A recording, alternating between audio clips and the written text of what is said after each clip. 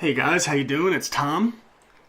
I was thinking about Elizabeth Warren, and it got me thinking about cultural appropriation, and I'll tell you why in a minute.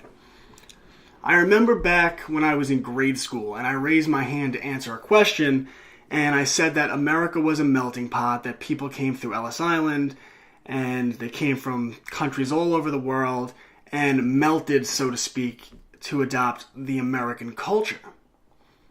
And that culture being rugged individualism, individual liberty. And I remember the teacher told me that I was wrong. That America was more like a salad bowl. That you have lettuce, tomato, cucumbers, grapes, whatever you might put in a salad. And that all of these different people from different cultures made up the American cultural salad bowl. That they didn't adopt the American culture, that they maintained their own cultures. Which it's fine to maintain part of your culture, but we'll get to the bigger picture.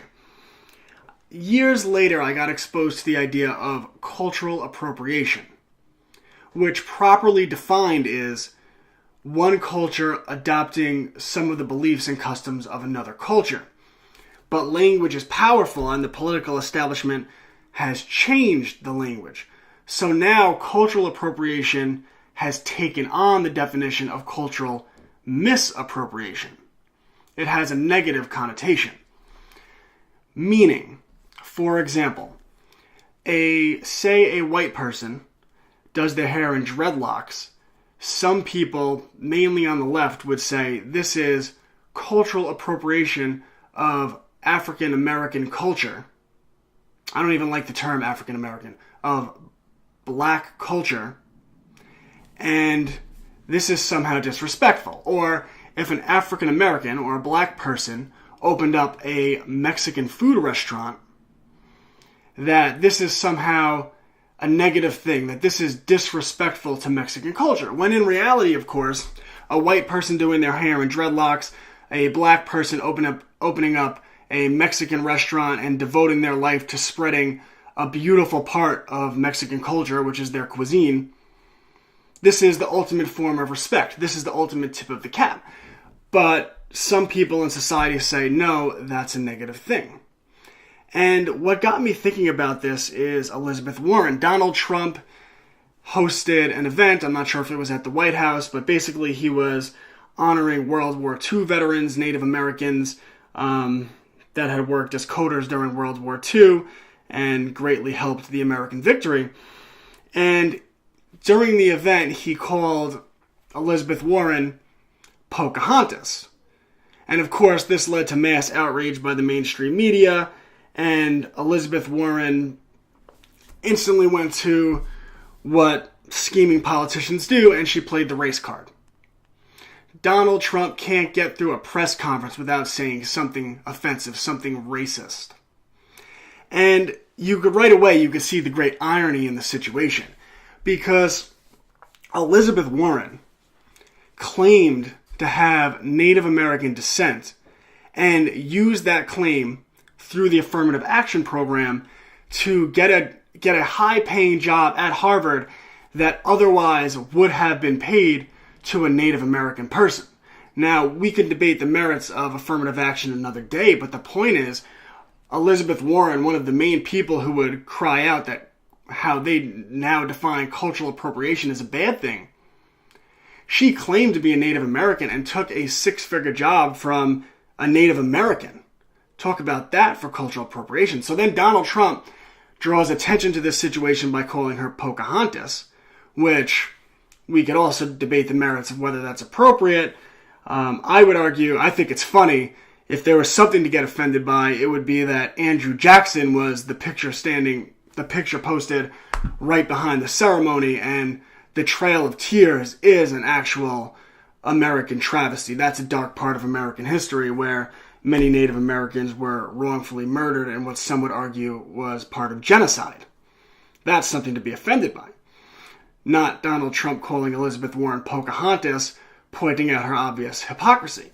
But the irony comes in now because she used cultural appropriation to take a high-paying job away from a Native American that in response to Donald Trump Ironically, Elizabeth Warren said that Donald Trump was being racist. So she then, after getting called out for taking advantage of Native Americans through cultural appropriation or misappropriation, in this case, it would actually be misappropriation, claiming to be something you're not, she then played the race card.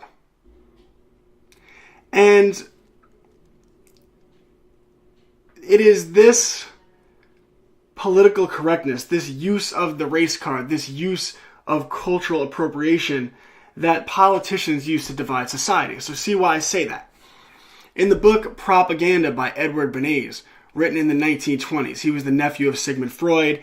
He was in charge of the propaganda for the Rockefeller Foundation, a lot of very powerful people. He said that the best way to control society is to divide people into groups, whether that be man, woman, white, black, and so forth.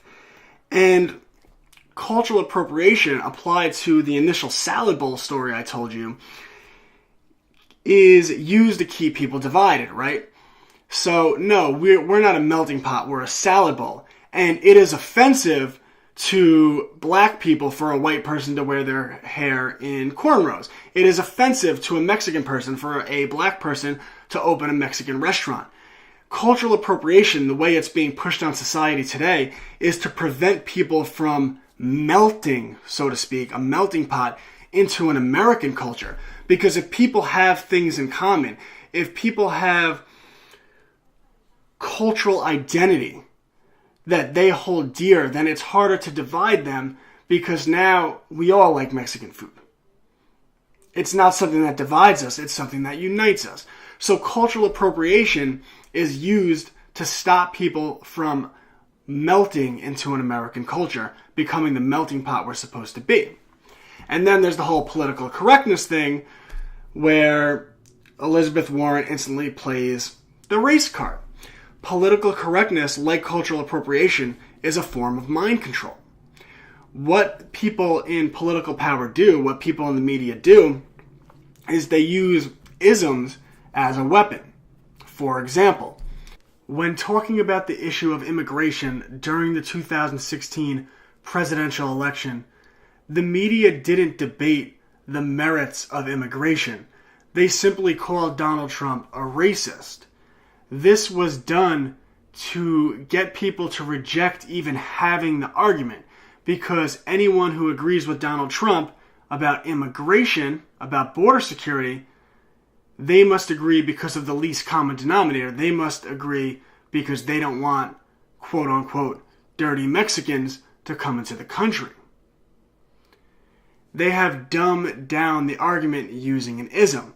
They didn't want to have a conversation about the contradiction, the problem, the economic unsustainability of having a welfare state and open borders simultaneously. Because the welfare state works as a massive incentive, right? There are people in the third world, there are people in Mexico who, possibly for no reason of their own, their government's very corrupt, the corrupt American oligarchy certainly plays a role, but these people are very poor.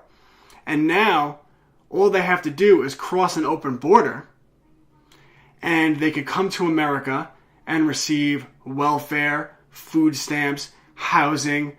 Their children could get a quote-unquote, what they probably believe to be a good education.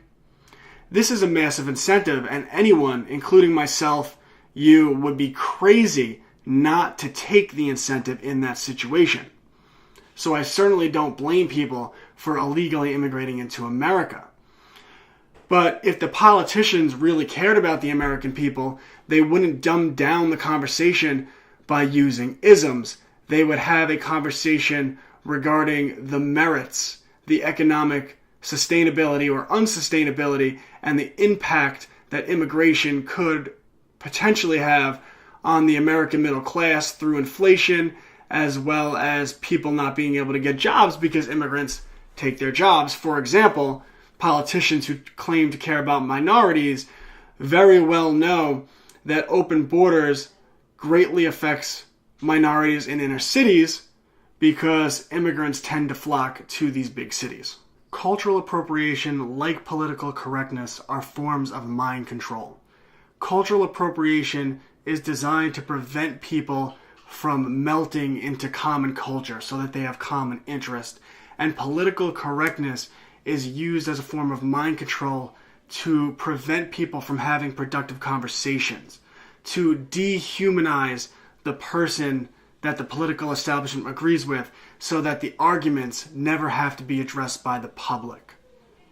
And if that is the case, if what I am saying, the argument I am making is correct, what does that say to you about the politicians that are always bringing up race, that are constantly going to the race card, the sex card, the religion card, whatever it might be?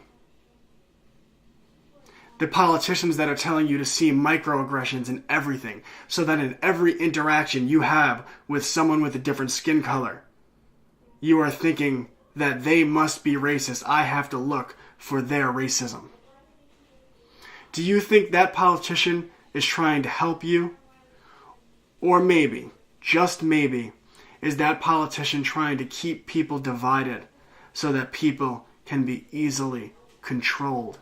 Thanks, guys. If you want exclusive access to videos like this, arguments like this, exclusive videos, and follow-up discussions to my more detailed investigative reports, become a patron at www.patreon.com. FFRnews for as little as $1 a month. I really appreciate your support. Grassroots media, we need it. Let's take down the mainstream.